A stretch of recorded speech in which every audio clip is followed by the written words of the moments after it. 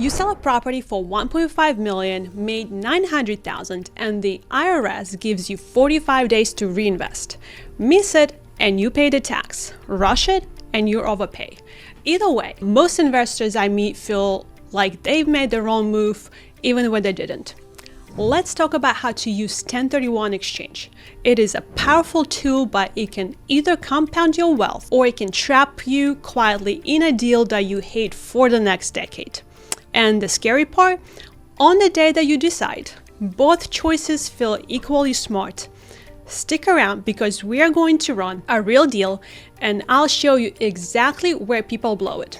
And by the end of the video, you will know which mistake you're personally inclined to make and, most importantly, how to avoid it. So some of you might have a few months to go before you need to make a decision, and others might be watching it and you are already under the contract, exhausted from managing an apartment, or staring at a text number that is just making your stomach drop. I'll make sure we cover both scenarios.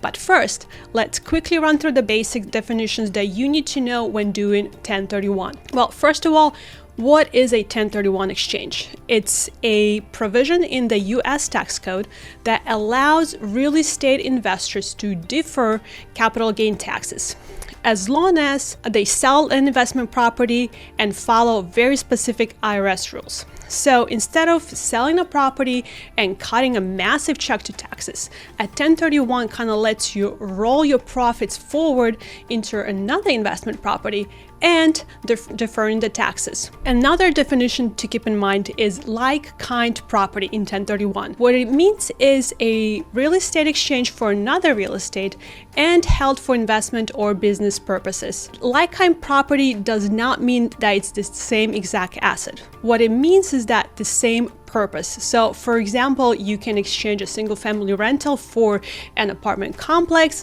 an apartment for, let's say, an industrial complex, rental house for a marina slip, and so on and so forth. What does not qualify is your primary residence or the property that you're flipping. Now, a very important part here when choosing like-kind property. To achieve a full deferral of taxes, meaning absolutely zero taxes, capital gains taxes today, you need to meet two criteria.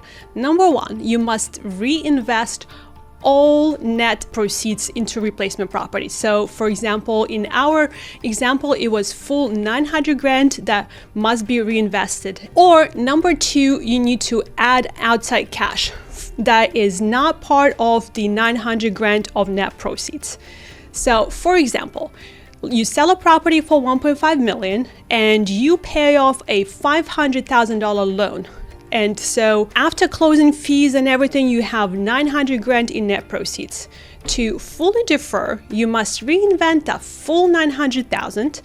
And if you had a loan of 500,000, it must be paid off at closing and you need to get a new loan that is at least 500,000 or more. If your loan is 400,000, you must add 100,000 in extra cash in closing. Next thing is qualified intermediary or QI, which is an independent third party who facilitates a 1031 exchange. The key here is that QI must be independent. So it can be your agent, it can be your attorney, or a CPA that you've known, and QI sort of holds the funds until they're used to acquire replacement property. So one way to think about it, it's kind of a referee holding the ball, and if you touch the ball too early, the play is dead. Next thing is, when doing 1031, there are two rules. There's a 45-day identification rule and a 180-day. A 45-day rule requires you to formally identify and tell IRS what property or properties you're going to buy next. And the important part to know is that day one is the day that you close your sale and not the day after. A 180-day rule is the rule that requires you to actually purchase. Now you need to close and on the new property that you told the IRS just now within the 180 days. And again, 180-day clock starts on the day that you close the sale of your property, not the day after. And lastly, a replacement target, which is kind of just the next deal that you're telling your IRS that you're going to be pointing money at. And in 1031, you don't just sell a property because you telling the IRS, here's where the money is going to next. So that's all the definitions you need to know for the rest of the video. Now that you know all the basics, let's talk about the 3 rules that you need to know during 1031. Rule number 1. The 3 property rule. It goes like this. You need to name up to 3 properties. It's regardless of price, and you only need to buy 1. And remember, if your goal is full deferral, the one that you close on must get all of the net proceeds, so full 900,000. And again, you need to fully offset your prior debt, which in our example was 500 grand. Rule number 2, the 200% rule.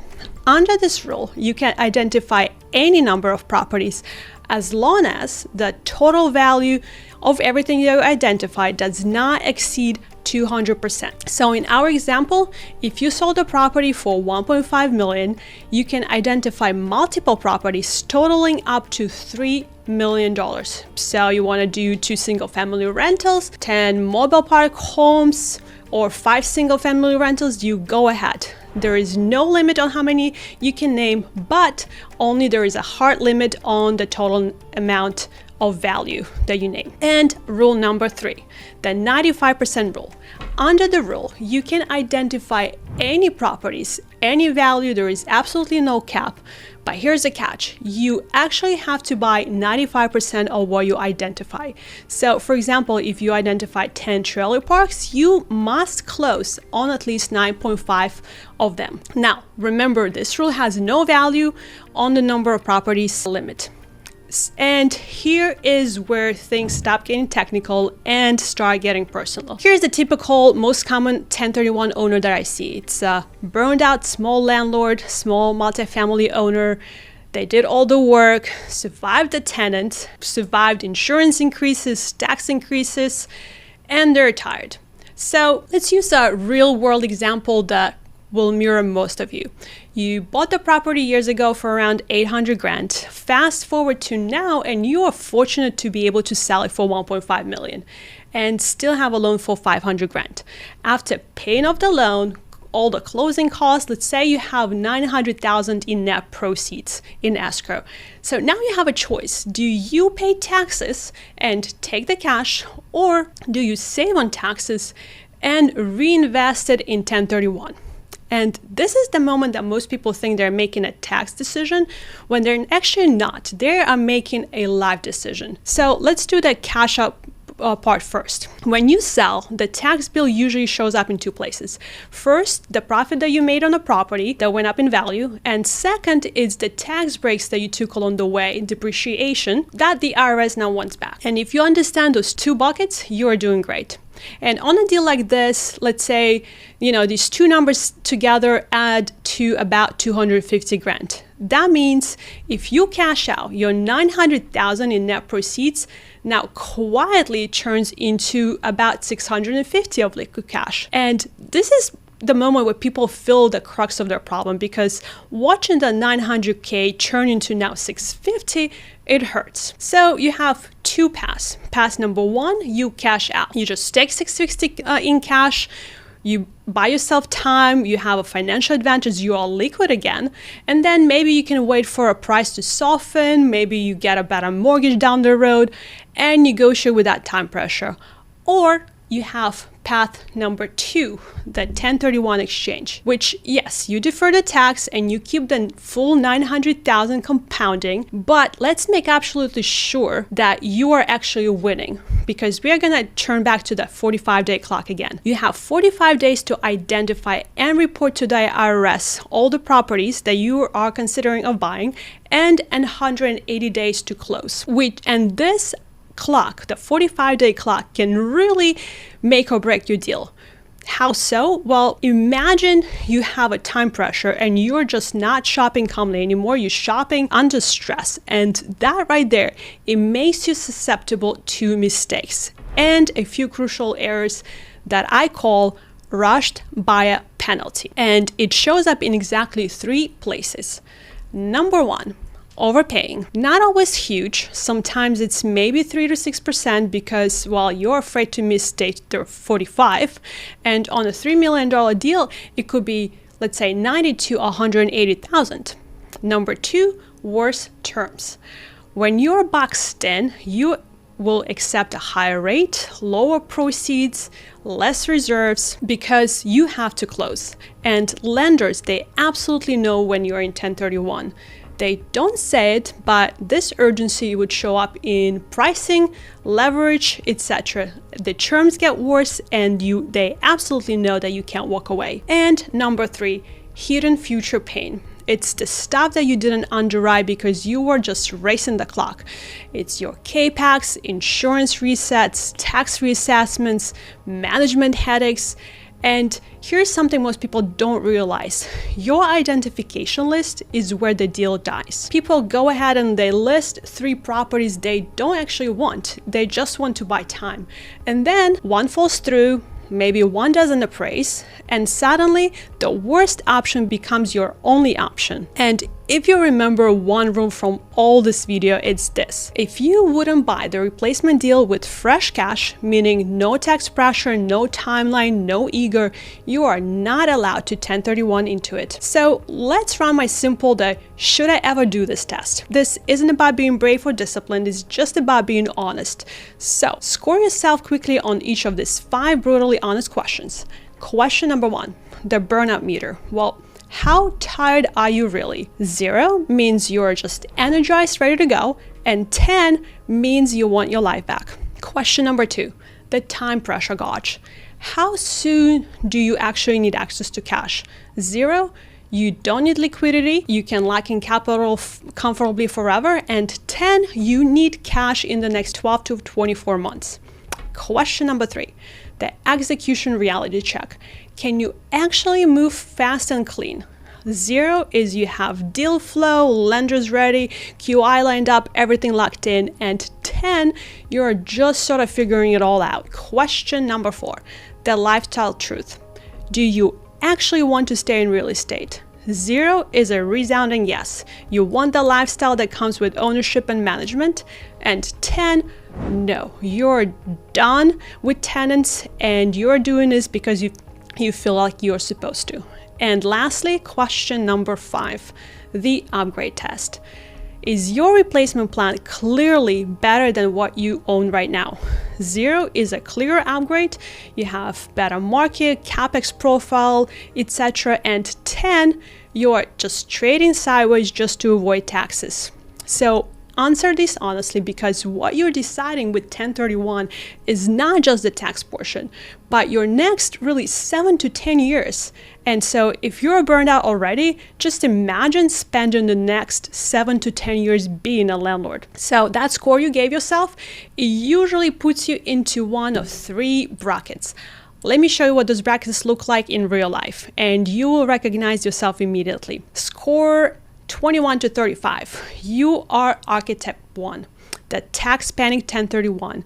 They sell, they see the tax number, they panic, and they buy the replacement they don't love or excited about, just to save 250 grand.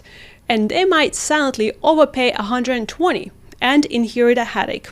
5 days later, they say, darn it, I should have just paid the tax. If you have scores of 0 to 20, you are archetype 2, the strategic 1031 upgrade.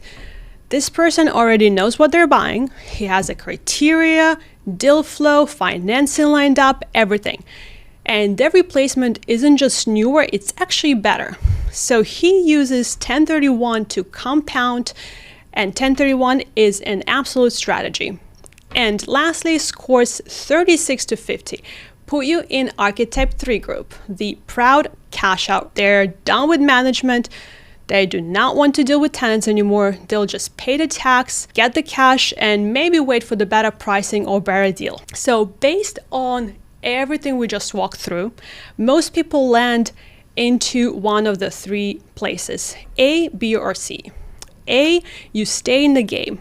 You have low fatigue, you want to stay in real estate, your execution is clean and the replacement is clearly better. B, cash out for control. You're tired, you want flexibility, liquidity matters to you, and or the replacement doesn't really feel like an upgrade. Or C, not ready yet.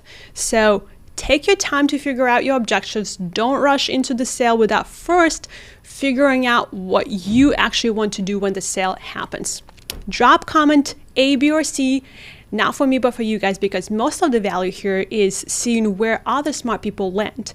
And just so you know, experienced investors land in all three sometimes. And let's say if you're within 90 days of selling, do this 7-day plan before you sign anything.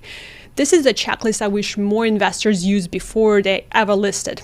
Day number 1, pull your bases, improvements, depreciation, loan payoff estimates. Day number 2, ask your CPA for a rough tax range and clean explanation of depreciation recapture. Day number 3, talk to a qualified intermediary.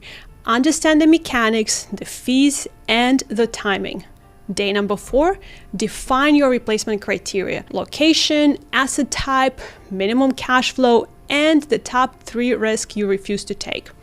Day 5, underwrite 3 realistic replacement options, not some fantasy deals, but real deals you could actually close on. Day 6, map out the timeline with day 45 and day 180 marked in red. If you can't execute within that reality, you shouldn't pretend that you can 1031. And day 7, decide and write your reason in 1 sentence. So if you're thinking, okay, well, this is a lot, this is very normal. That decision has too many variables to hold in one's head. So I've done 2 things for you to make it easier. First, I put the 7-day plan into a clean 1-pager. I'm gonna paste it in the comments, paste it in the description. So grab it, print it, use it. And second, if you actually need help thinking through actual numbers, your own numbers and not just mine, this is where AI can actually help. So if you use it the right way, ChatGPT can actually help you make a decision based on your specific circumstances. I'm going to paste the ChatGPT prompt below, so I hope you use it. And in summary, a 1031 exchange is the most effective when the investor has low fatigue, no near-term liquidity needs, has strong execution capacity, and a clearly superior replacement asset. And cashing out is a better option when investor values flexibility, simplicity, or maybe they want options. And when neither condition is true, delaying the sale or restructuring is actually a smarter way than forcing a decision under time pressure. And here's my final question, and answer it honestly. Remember that choice that we started with, which was pay the tax once or overpay quietly for years. Would you rather pay 250 grand in tax once or overpay 150 for a replacement deal you didn't even want because of the time pressure? All right, everyone, comment below, and remember, the goal isn't to beat IRS. It's not to regret the deal that you get for the next 10 years. And if you like this video, click on my next video, because we're gonna talk about how to maximize your profits with 1031 and never pay taxes till you die. See you there.